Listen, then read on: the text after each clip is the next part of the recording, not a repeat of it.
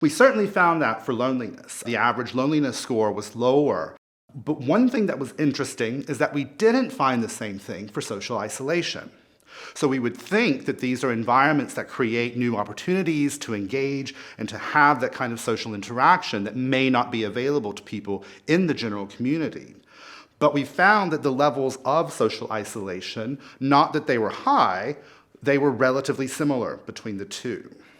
So it may not be what we optimistically wanted to find, but it's also a good news story. Other studies and other pieces of investigation have found that there's a little bit of trepidation amongst older people to move into these kind of schemes because they fear this concept of being ghettoized. So this evidence really suggests that's not occurring.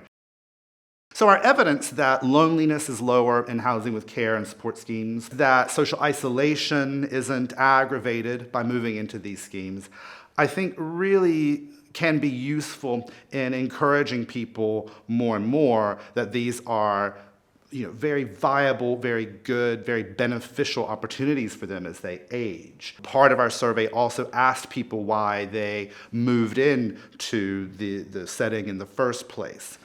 From the policy perspective, I think there's an assumption that we want people moving in early so that they address potential care needs before care needs get too bad. But when you ask people why they moved in, that's completely not the reason behind their move. They're much more interested in the kind of security that the place provides them, the independence they see it affording them, and I think this is replicated in our study findings.